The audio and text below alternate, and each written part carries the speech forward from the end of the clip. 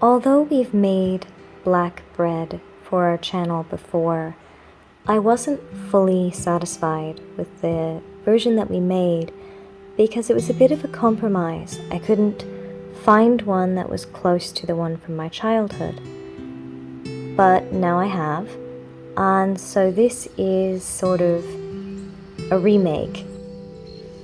First, combine 30 grams or 1 ounce of good sugar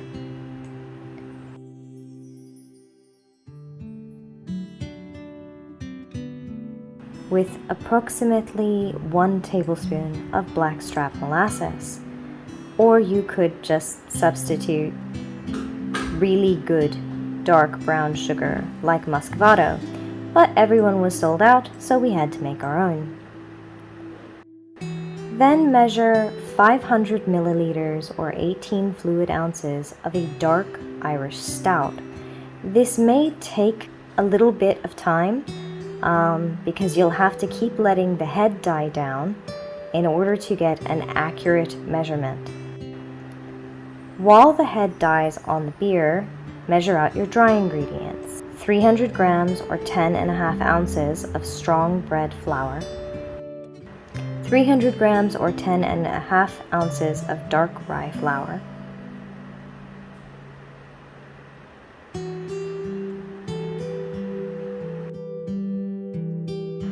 25 grams or 1 ounce of black cocoa powder. It does really need to be black cocoa powder. Combine all of these in a stand mixer along with 4 teaspoons of Nigella seeds, 4 teaspoons of caraway seeds,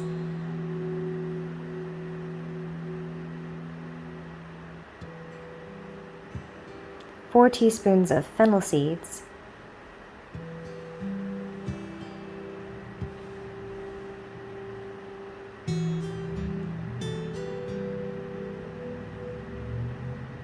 one and 1/4 teaspoon of fine salt,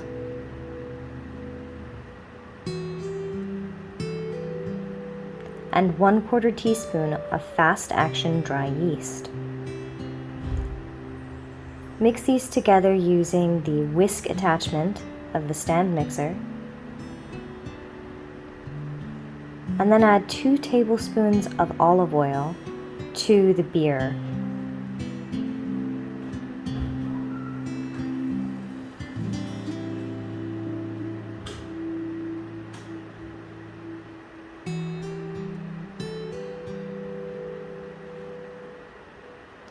Then add 2 tablespoons of black treacle to your wet mixture.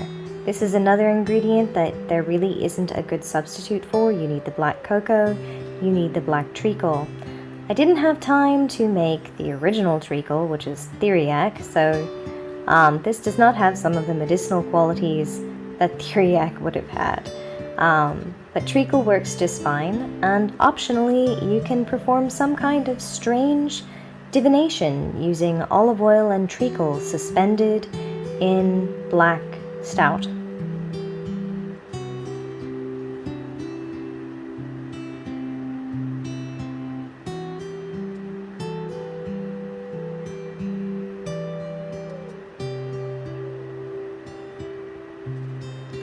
Then add the sugar and molasses mixture that you created, or optionally, dark brown sugar if you were able to find that in a store.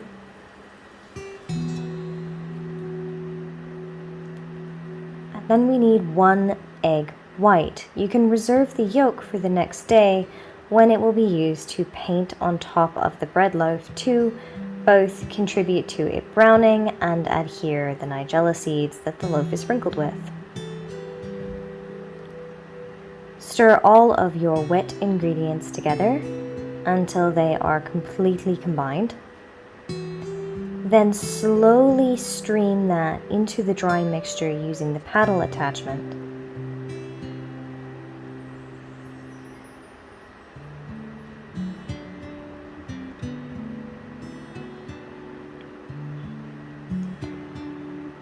You are done mixing when it looks like a really dark, sticky cookie dough.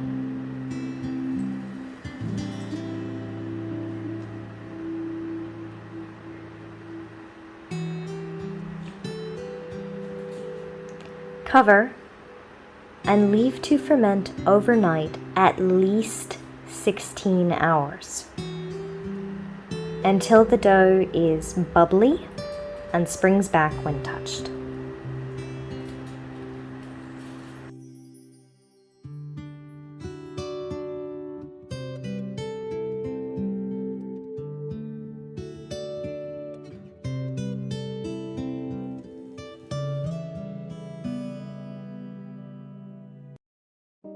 Ian has oiled our non-stick loaf pan. I know they're hard to find, but for really traditional bread recipes... You want a non-stick pan, you want to oil it, and then... No, you want a non-stick. No, right, you want a sticky pan that you then oil. Yes, it's hard to say, because, yeah, but, and then you're gonna line the bottom with parchment paper, which is what he's working on now. And the oil and the parchment paper are what prevents it from sticking rather than a non-stick coating. This has fermented for 16 hours. It hasn't quite doubled in size, but it's definitely gotten bigger. It's kind of foamy and craggly, and it's supposed to spring back when touched. It's hard to describe the smell. It definitely smells like a fermented thing. You know, it's kind of musty. It smells like stout and black bread got together. Yeah, it smells a little bit like stout beer. It smells a little bit like the black bread it's going to be when it's done cooking. And there's definitely kind of a yeasty, sour, fermenty smell. But it's good. Like, it's a good smell. Yeah. Okay, so Ian's going to pull this out. And dump it in the loaf pan. It's not going to double in size in the loaf pan. It's going to increase slightly. But the goal is just to get it in there while knocking as little of this floof as possible. Which is going to be difficult because it's really, really sticky.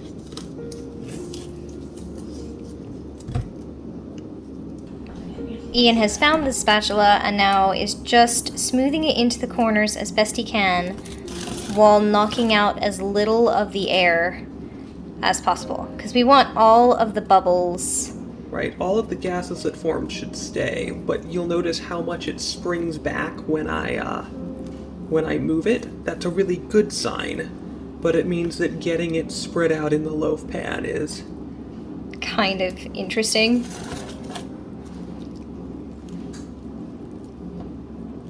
I think that's... Yeah, I think we're pretty good. Awesome. It doesn't say perfectly smooth it, does it? No, I'm just trying to make sure I get into that corner. So that we don't have an uneven bake. Uneven bake and an uneven bread loaf. It says, no, I want to go with you. There we go. We have smoothed out our bread dough. Okay. And then that sits for another 2 hours, right? That sits for another 2 hours, covered with a clean towel. Covered with a clean towel. I know that doesn't look clean, but those are stains. This towel has been bleached many times. Bleached, Lysol. Cleaned.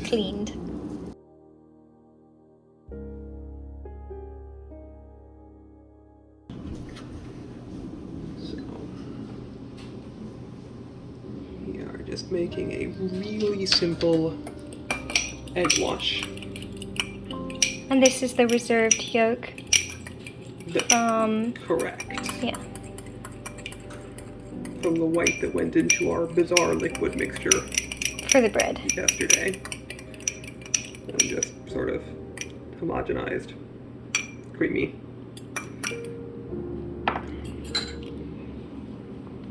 This is not supposed to have risen very much. It is supposed to be kind of a brick loaf.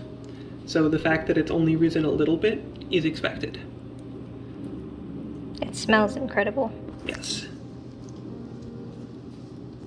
And then the reason that we're giving it an egg wash at all, partially it's to have a slightly softer top crust for edibility purposes, but partially it's also because we have this extra teaspoon of Nigella seeds that we're going to be sprinkling on the top. I love Nigella. I feel like it's a neglected spice. Certainly like in America it is. It doesn't get used as much as it should. These lovely dark seeds here. We're just going to take and sprinkle on the top of our loaf.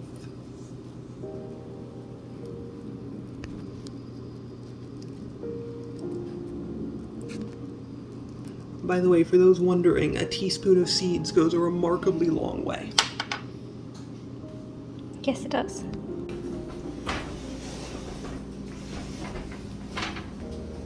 For the Cauldron Mulled wine, you will, of course, need a cauldron, or you could substitute a small Dutch oven or similar.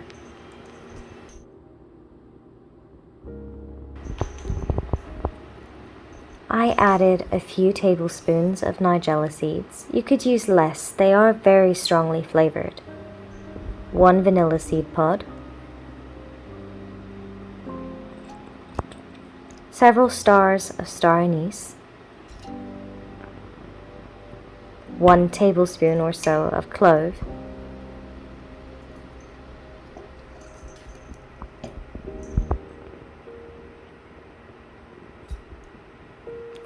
two Cassia Sticks, and 1 stick or 2 tablespoons of Ceylon cinnamon. I only have the chips right now. And of course, the wine. I recommend good dark wine, something drinkable. If you wouldn't just pour it in a glass and drink it, don't mull it. It's just going to intensify everything. So if you don't like it in a glass, you won't like it as a mulled wine either.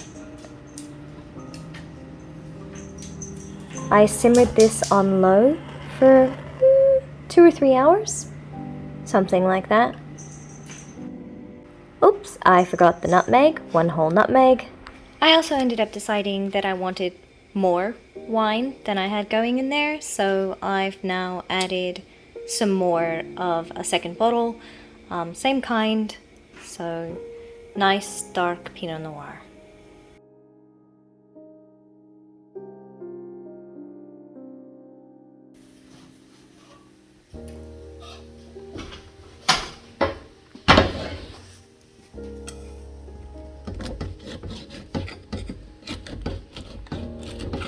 So this actually finishes in the oven without the loaf pan. Right, just directly on the... So, although we did oil it, we still need to get it out. A loaf of black bread that gets to go back in, just like this, for about another 15 minutes.